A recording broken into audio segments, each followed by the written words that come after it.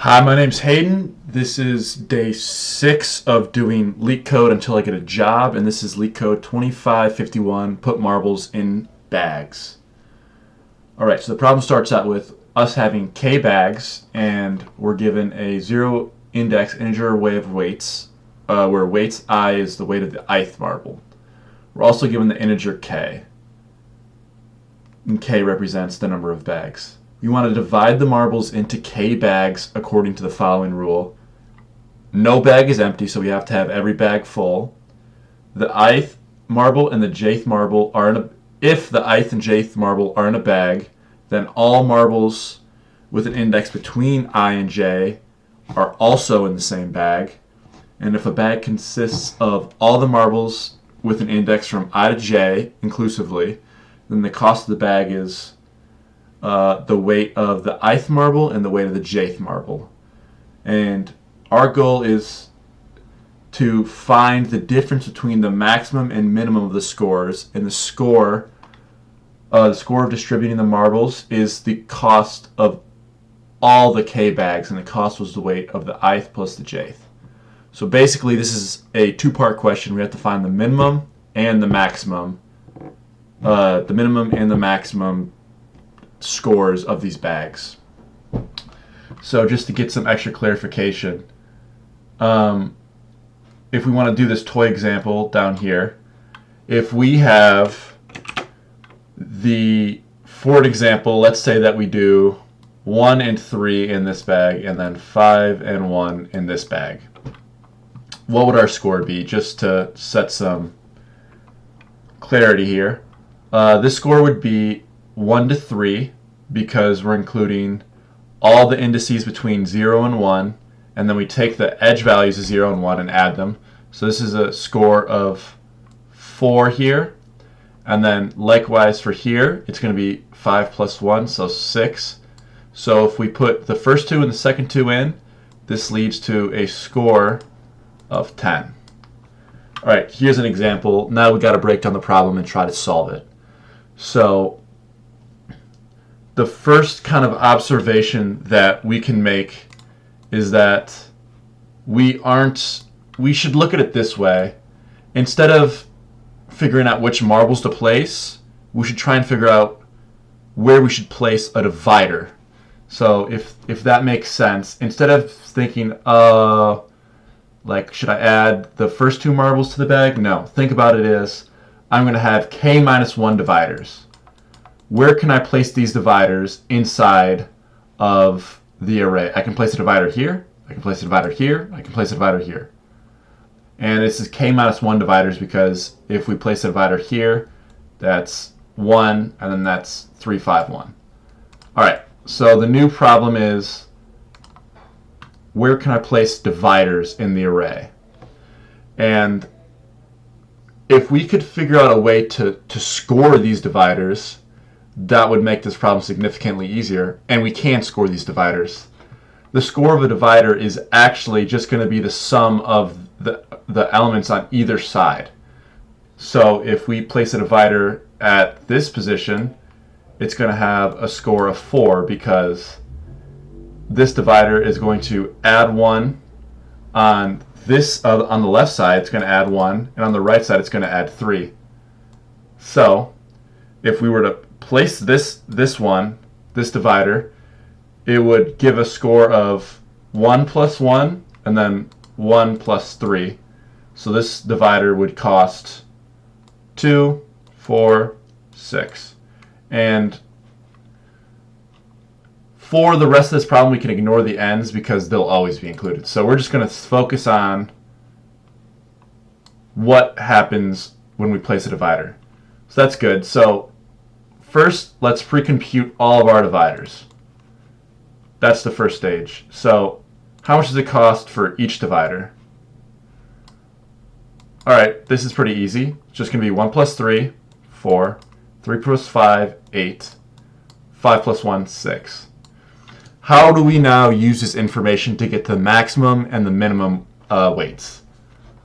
Well, this is simply a greedy problem. We're going to select the k minus 1 cheapest for the minimum and the k minus 1 most expensive for the maximum.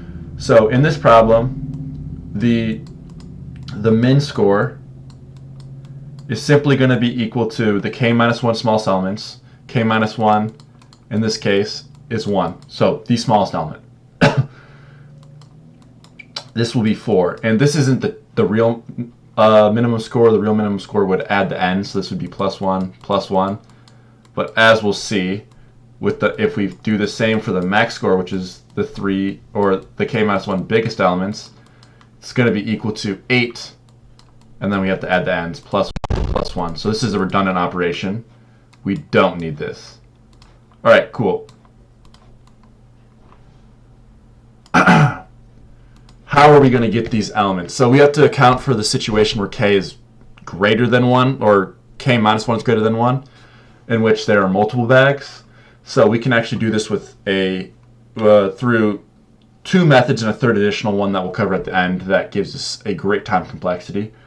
But for now, we're just going to use a priority queue. We're actually going to use 2 priority queues to do this. And let's go over the first way. The first way is going to be just a simple sort. So we're going to sort these 4, 8, 6, and we're going to sort it for the min and the max. And we actually just sort it once. So if we sort like this, we just go for the k minus 1 elements on either side. So to find the min score, we're going to be like, okay, let's add up k minus 1 elements. So min equals 4, and then if this was, say, k was 3, we would also add 6. So we would add 6 if k were larger. And we go, min goes from the right, and then the max goes from the, or min goes from the left, max goes from the right. That's the first solution. And to calculate this, sorting is a O of log n log n. And this operation here is actually O of n. So sorting leads to the time complexity of n log n. That's the first way. The second way, which is slightly more efficient, is with a priority queue, or rather 2 priority queues. Priority queue is kind of like a sorted list, except that the sorting part takes O of n times. So this is called a heapify, and I won't get into the implementation details now, but when you initiate a heap, you don't actually do, it's not an n log n comparison, it's an O of n. So heapify is O of n. So this creates some kind of black box. So it's not sorted. And then when we grab from the heap a pop, it's actually O of log n. Now, this is different because all we're going to do is we're going to make k log n grabs. So, for example, in our problem, we want to grab the smallest element from this queue. All right, that's going to be 1 log n operation. If we wanted to grab a second, it would be a second, and that would actually be representative of, that would be k minus 1 grabs. So PQ leads to O of n plus log k. That's the second best. And then the third best is quick select. Select. Wow, I can't type. Or not type. I can't write. Select.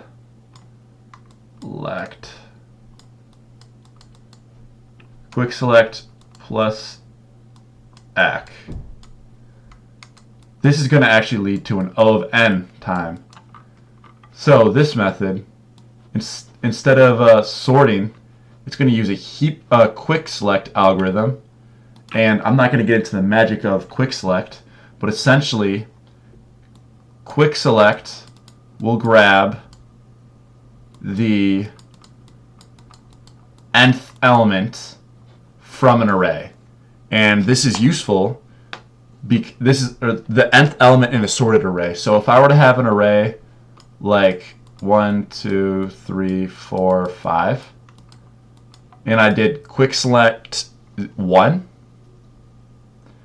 even if this wasn't sorted and it was like, let's say 5, 2, 3, 1, 4, quick select's magic is that it can, in O of n time, grab the index of what would have been the index of the sorted element in that array. So even if the array is not this and it's this, it will grab the nth element. So if this was quick select of 1, it would grab the first, this element right here, or sorry, not that element. It would grab the second, the element of 2 at index 1.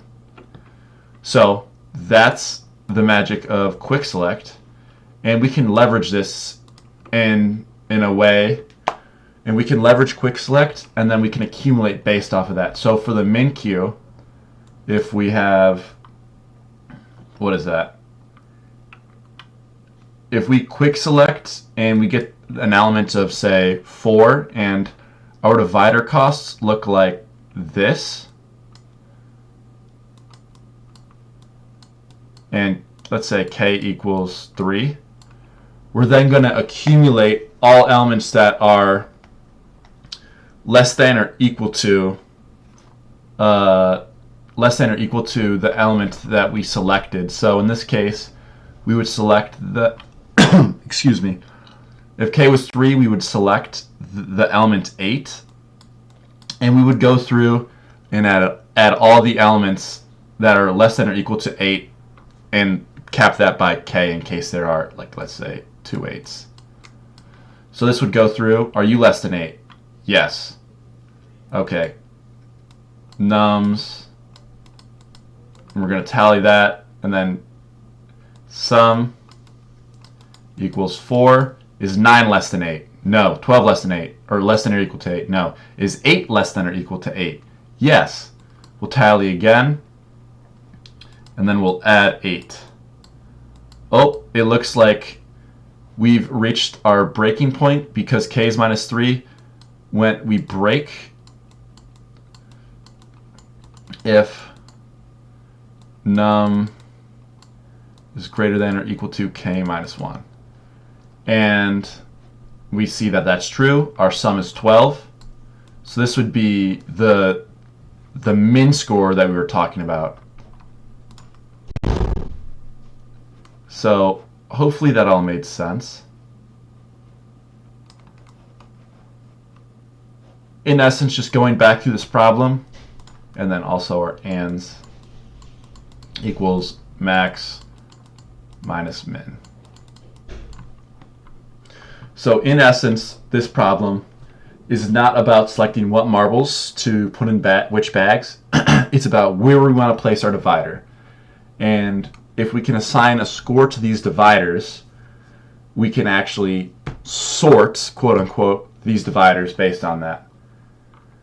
And we saw that there were 3 ways to implement this after you compute these divider values. You can either sort them, which was our worst solution. We can use a priority queue, which was our second best, or we can quick select the k minus 1th element if it's the min, or the length minus k minus 1th element, or k length minus kth element, I believe.